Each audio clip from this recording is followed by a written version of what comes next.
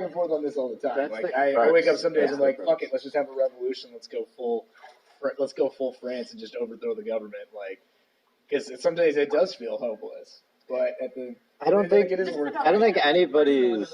Yeah. Yeah. I'm not making decisions about who the CEO is, and so what can I do? I think I can do a lot right now, today. But I'm saying, like, the best thing for you might be to instead spend as much time as possible getting to the place where you. Can we agree that these aren't mutually exclusive? Yeah. So why does it feel like we're arguing both one against the other? No, because I'm saying, like, instead of, like, put aside the hiring thing for now, because that's a totally different question, because if you're hiring, you're still doing your job, so whatever. Oh, no, I have to interrupt for 1 second, because I think we're not disagreeing. It's more the idea is, what can you do right now? And it's like you're saying, spend all of your time trying to reach the C position, CEO, CFO, whatever. Or can you try and reach that position and do that change in the future while still acting on a smaller scale, smaller than that scale right now? And you're saying you don't want to forfeit that time. Yeah. I'm saying, I think it's worth the discussion of, like, if it means that you have to give up 6 hours a week to do small scale stuff, but that 6 hours a week could help you reach the C-suite position 20% faster. Does it make sense to spend the 6? We're making up numbers for illustrative purposes, but like, if that was the kind of trade-off, so then what is the tipping point? Like, would I give up? I think you're undermining the importance of how you grow and change while helping people, so that when you're in that C position, you act in a certain capacity. Versus if you just have this idea of like greatness right now and like, okay, I'm going to do whatever I have to do solo-wise to reach that position, then I'll implement change. Well, there's a lot of stuff happening with a lot of people in that interim time that will shape you. And if you're forfeiting those opportunities to engage people right now and grow with them, then I think you've lost out. I mean, that's coming down to, that sounds to me like a discussion of like how firm or how true are your principles. Like, do you really believe in what unwavering principles or evolving principles? Are they changeable based off of like, well, now I hang out with like rich white people, so I should support their beliefs? It's interesting because it's almost like putting a black and white of like, okay, there's some good principles and you have to just stick with them till the end. So when you become CEO, you can implement those principles. There's a set of those. Yeah.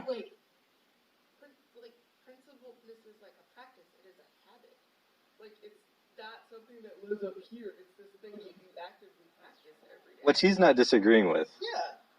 But you can practice it, but should you spend 6 hours a week on doing something aligned with those principles, or should you not forfeit a 15% faster chance of being able to do huge things aligned with those principles? It's interesting because I always imagine that the stuff that you do right now, those 6 hours that we're putting right now, a week of like helping whatever immediately, will actually help you get to that C position. And maybe you don't actually at all believe that, which that's reasonable. They won't. I mean, I know 500 plus person company. Like that's not a belief. That's a fact.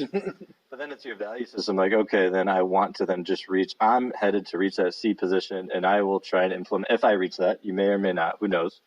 If I reach that, then I'll implement my principles, whatever, down the company ladder. If you don't reach that, I guess your life has been fun. Yeah. It's been a fun life. Yeah. Well, what they say, you ain't first. Last. That's like a lot of pressure. That seems like a hard life to live. It is a hard life, but if you want to change the world, you have to live a hard life. No one ever got there by cruising. I think that like 6 hours a week helping other people is not cruising. That's a different statement, though. I think we get so passionate about arguing with you about this because it's like a core value that makes us feel more pessimistic if we were to. What do you mean? Like it feels pessimistic to go down the road of like, okay, the CEOs and only the bigwigs are the ones who are really making a real change. So we must all aspire to that. And that means that like these people doing everything else. Yeah. Because the Black Lives Matter movement wouldn't exist if we all believed in that same rationale. I have a very dark response to that, but I You don't want to say it because it's real. A lot of people believe what you believe. It's gonna be. It has. No, well, look. How much have we changed? Like, it's very likely Donald Trump gets reelected. Like BLM right now, I think it's like we're in the middle of it. But like history, right? Aren't there examples I don't know, is civil rights movement an example of this, right? Of like bottoms up change Women's being suffrage driven. movement. Women's Yeah, right? the queer This is literally movement. how Right. change happens. There's so much. Yeah, I agree. I think we all agree it's both, but you can't only wait for the top down. We can't go back to that. We have to understand that the world that we live in, I think there's like a really important point that gets forgotten in those kinds of analogies, which is we live in a very different world than those times. The world has never been more top heavy than it is right now. Like power is consolidated and concentrated more than it's ever been in our history. Back then, that was a viable. Those movements were viable because people in numbers had power because they controlled output. They controlled. Okay, I'll give you a smaller We're talking example of about this. the civil rights movement, like 20%. Okay, if like the black population in America at that time never was involved in like the civil rights movement, like 20% of like black people. It's not like all of them. 20% is a tiny, tiny number, and that 20% like changed the world. Like you don't necessarily need like small scale shit works. Small scale shit is how we like. Change the world. Okay, so here's a question here. So how much of that do you think was related to the people, the people that the civil rights movement was, and I don't know this, I'm asking like factually, were, how much of it was tied to the fact that the people that they were negotiating with who were in power actually aligned with the civil rights movement from a belief perspective? Like, I mean, was it President Ford at the time? He definitely believed in the equal rights of people, definitely more so than like if Nixon had been president at that time. Yeah, that's what I'm saying though. Like, if Nixon had been president in '68, do we think the civil rights movement happened in '68, or does it happen in '72 when a new president comes into power? But the point being that I guess there's just. But the point being that. But only because somebody got to the top who had the right values, and that's my point. That's the. Well, Rakia is saying that as that top value person met the people from the bottom up, and that moment happened. Yeah, that's the point. Sure, but there'll always be enough bottoms up. There's always going to be enough. But as you said, actually, you've even sort of made the point for me. You only need 20% bottoms up. You don't need everybody concentrating their efforts there. But the top is completely lacking. The top participating in that 20% also can't be actively working against it. That part is really real. Even if you're not that's like a different active in the discussion. movement, like your principles and values simultaneously need to align even if you're not marching in the streets. But that is very real. But we're saying that. We're agreeing on that. Yeah, that's fine. He's saying that he doesn't need to be active and doing that in order to make change at his time, because you're assuming a 20%, right? There's a trade-off. There's a trade-off between being active versus, like, again, there's the trade-off of 6 hours a week versus 20% faster rate to the top. And you have to have people at the top who are interested in making the change, or it will never happen. There's nobody at the I top wonder who's if this interested in quantifying of this like 6 hours a week is actually hindering that belief system. Because if you're quantifying 6 hours a week, it's clearly not 6 hours a week. Everyone agrees with that. But is it? I think it's intention more than it is like. Yeah, it's not an amount of time. It's how you get to the top. If you're going to get to the top. But then we're saying the same thing, and that's sort of. But then you're agreeing that like it's most important that you try to get to the top where you can implement your values. We're saying that while you're going to the top, you can implement those values at the same time, and I think you're saying that you have to kind of put those values not to putting it to the side. You can use them in the moments that are along the path, but you cannot distract from the path to get to the top. That's a singular mode. Yeah. Well, look, time is finite. Resources are finite. Your efforts are finite.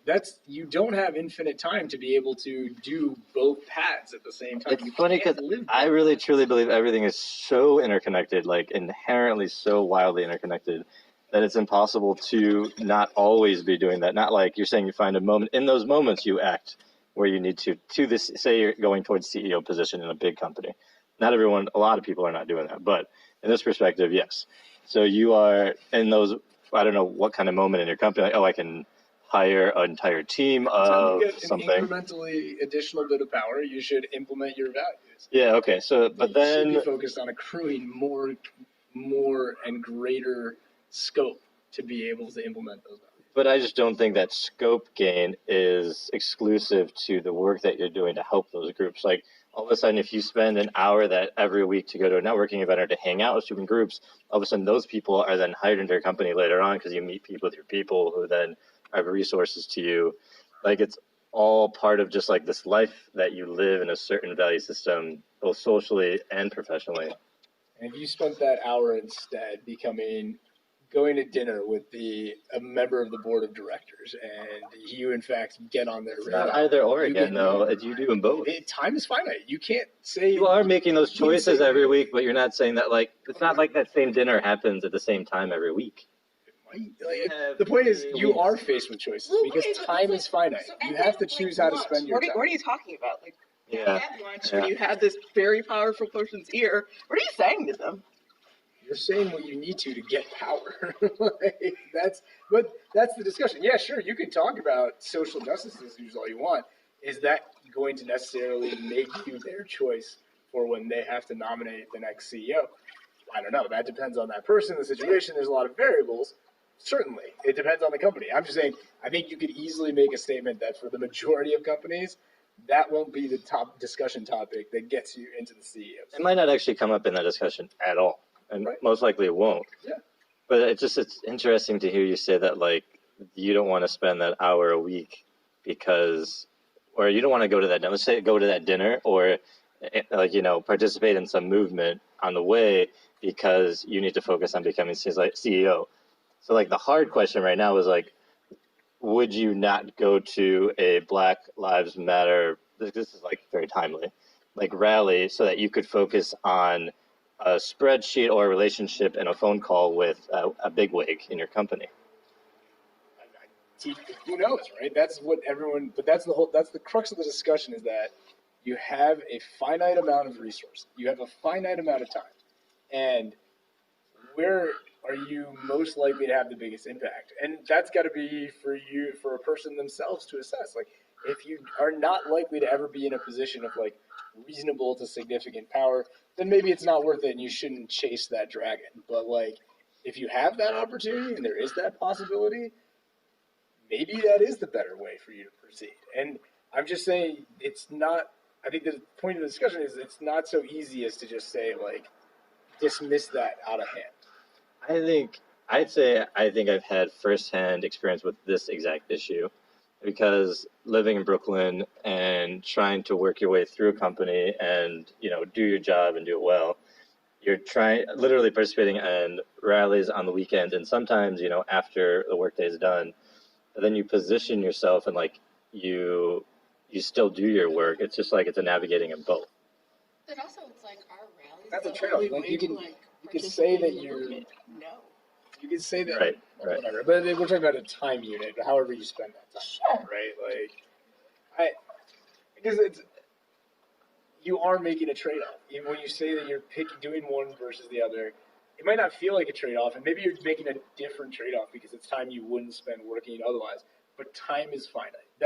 Fundamentally, time is finite. So how you choose to spend your time is a trade-off between one thing or another.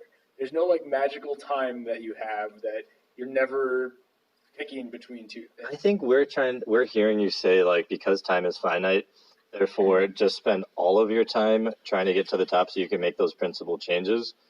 Where I honestly do think that you don't believe it's 100% of your time. I think we're actually talking about just percentages of time, and that you actually believe that you would spend some time doing a phone call to somebody or going to a rally or volunteering at the voting booth, something like that. You would still do that just at a disproportionate amount of time to the other work that you're doing. It's a gradient. Yeah. Listen, the gradients are absolutely true. And that comes back to, again, how likely are you to hit that marker of influence level? And that, again, is up to each person to decide. It's not you have to look at your life and say, okay, am I likely to be in a place where I can issue an edict that we have to achieve a 50-50 gender hiring ratio at 100% equal pay? Are you ever are you likely on that track? Is that possible for you?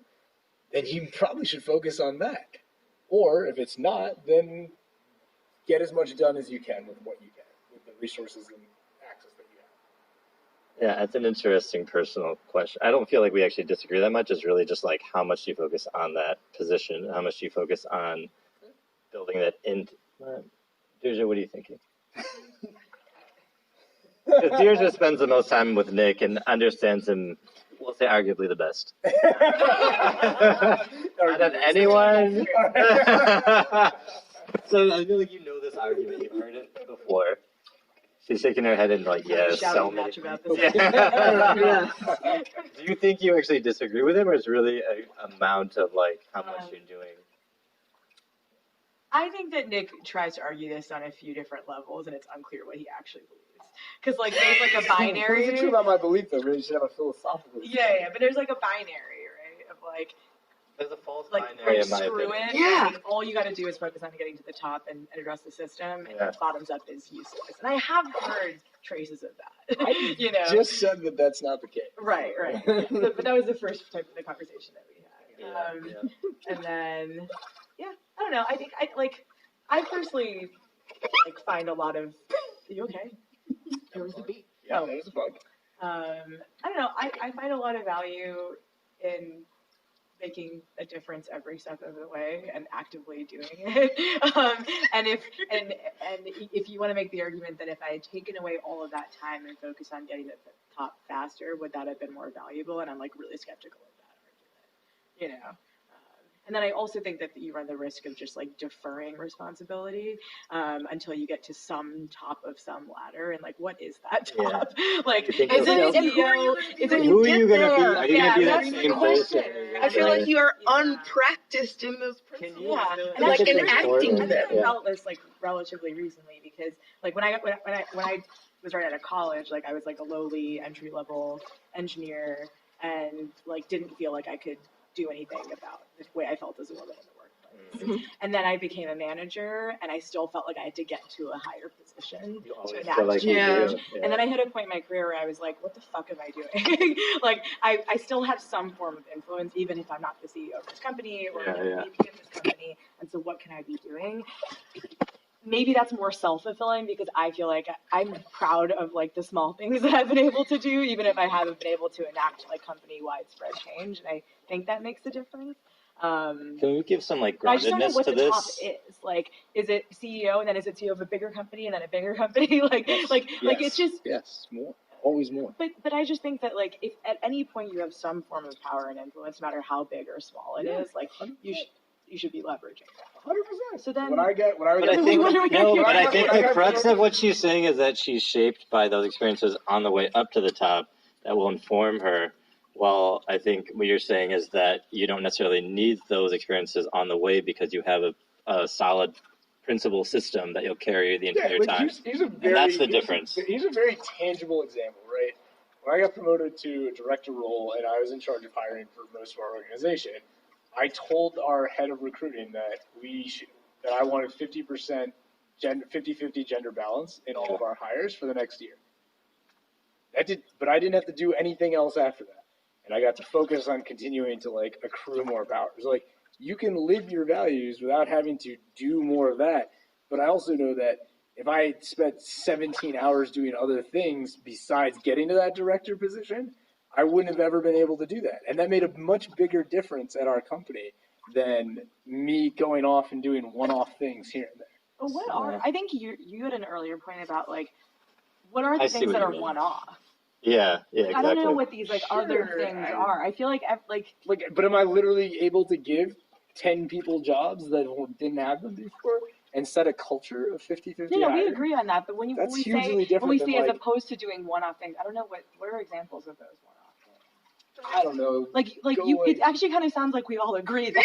Yeah, I know. Because, like- we keep coming back to this, and I think we're all literally saying. Yeah, the like same what are the thing. things that you wouldn't do? Like, like I Well, don't. but you can't make it about me. See, you do have No, this in this issue of like scenario, focusing though. on. No, but in this person, scenario, right? what wouldn't Like, you do? I'm saying like it. So to your question, like, do you go anytime you spend your time on something, But like anything, what? whatever. Say volunteer somewhere at some poll or something, or like, you know what I mean, like talk to some kids in middle school, whatever. Like which it's impossible to make this argument when you start using examples. People get very sentimental about examples, but like those are ways that you're spending your time that are not putting you in a position to like set up a system such that when those middle schoolers actually need a job, they have an opportunity to get one because you told a 10,000 person company that we're gonna have these principles for hiring. I think that's the crux of totally the crux conversation. I think, Dheerja, I'm curious to hear because you were saying the things that you're doing along the way have helped you get to where you are. I think at least I've heard that. Like, it's the things you're doing along the way and informing who you are as a person are helping you also get to a certain place. I think the volunteering thing is maybe the crux of this because, like, I think the things that you can do as part of your job are the things that we all seem to agree on. Like, hire, like, incorporate inclusion principles into the way you manage a team. So like, what are things along the way that are like maybe like in the category of what he's saying? That have helped you get to like a better position maybe at work? That have like informed your professional practice? That are I don't know, because I don't know if that's like my bar. Like the middle school, high school thing, like, yes, I've gone and done that many times. And I really am like, I would never not do that. Right? And I can't be like, yes, doing that helped me get to the top. But like, so that's like like the volunteering for, volunteering at, registering people to vote. I did that as part of our company, right? Like, I understand the argument that like was talking to those like 15 middle schoolers at one time, like really making the same level of change as like the systematic stuff. Sure, I don't know, but I would argue that it does. Yeah. I know, right? Like, I think you offer a possibility. Yeah, I know. It's like honestly, like, it's really How can hard you to statistically say that? How can you mathematically how can you make that argument with any Everybody sort of cringes with horror when you say it. So if you can't quantify it, it doesn't exist as a benefit. That is wholly false. Listen to my response to this, though. Like, listen to my response to this, though. It's hard to imagine something if you've never seen that thing. So a lot of times I understand if I go into a school and I'm talking to a group of kids, I offer them a possibility that maybe they didn't even know existed in the world. Like, that matters. You could literally steer someone to focus on a thing that they didn't know was a possibility that they could be because they have never seen it. Like, that's real. Totally. His concern. There's no argument there. There's no. He's saying that's not gonna. And I think one person. He's saying that's not gonna help you become a director of your company because you went to that event. Like, it might help me become a director of my company because the type of company I want to lead is based in these principles of openness for all, that we welcome everyone graciously. You know what my response is going to be. Yeah, I know what your response is going to be. Exist. That's the company that I'm building. That is literally the company that I'm building. I'm excited. And I understand that I get to do that because I live in a different universe than you. But, like, when I envision the type of organization that I want to work for, that those principles and those missions are like first and foremost there at the front of everything. They establish the culture of that place, and that any opportunity I can enact that culture of that place out in the world, well, then I'm going to do it. And they don't feel like they exist on different planets. To me, they feel like one and the same. I know. Very lucky, I guess. I know. Like, I get you're very that blessed not everyone gets to do that. You're very lucky. You're very blessed that you get have a company that is founded that way. Yeah, I guess I just say that's more the exception than the rule. I know. I'm more just in the camp of like, I think that those moments are valuable. And like, even if I can't justify the scale of value, like, I think that they do something for somebody, and that's great. And that feels better than not doing it. And I think we can all see where next. I feel like we're trying. It sounds like we're all ganging up on you, but it's not. Not actually. But we're also passionate because I think we all desperately feel like we need to cling to believe that those things that we do have meaning. Have meaning, and so we're defensive about it for that reason. But I understand what you mean. A long time ago that life has no meaning. So, I just happen to be ahead of the curve. I figured that out when I was 8. Like, there's this like nihilist part of my brain. It's very much there. It's like constantly there. It is the voice in the back of my head. And every single moment that I am alive, I am pushing against that horrifying, absolutely hopeless, nihilist voice that lives in the back of See, my I head. welcomed it in. It has a seat at a table. I had dinner with it every night. Your life's work is very different. Also, like the parallels that I start to draw are for the people who don't vote.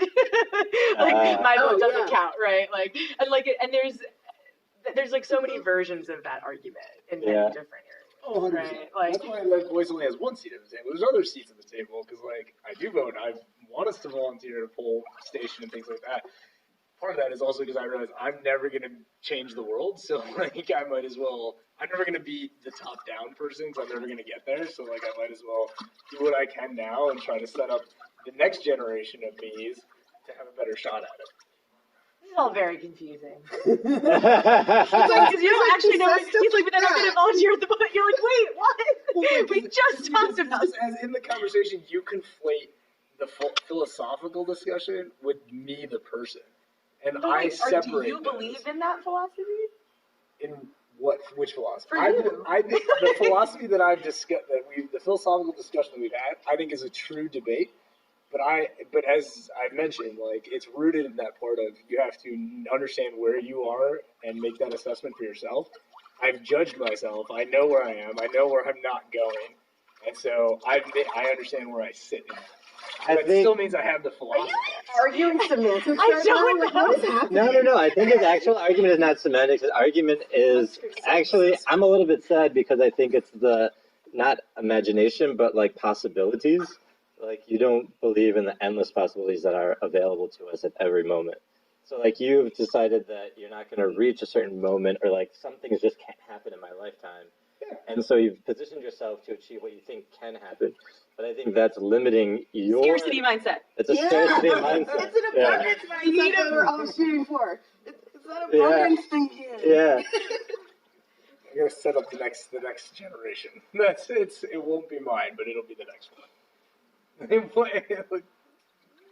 taken stock. You can all take light to know that everything is always changing all the time, so that includes our beliefs. And so, I don't know what Nick's going to say in a year's time. I don't know what we're going to say in a year's time. There might be another pandemic. There might be some other wild thing. We're all living in this hellscape. I'm hoping that... As a murder of crows flies over my head. If that wasn't a clear indicator that I'm right. That's fair. So if we believe in signs that are from the sky, make his closest statement. I think it's a super productive conversation.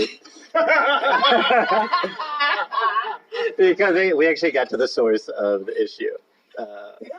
Yeah, we did. We really did. Even if we don't have a conclusion, like someone's right or wrong, which is not the point of this. It's more just knowing why we're saying what we're saying, and that's beautiful. Yeah. I feel like this conversation provided excellent fodder for the next NeonFab. If this wasn't enough for you to go off, but I don't know. This is the issue. So, thank you, everybody.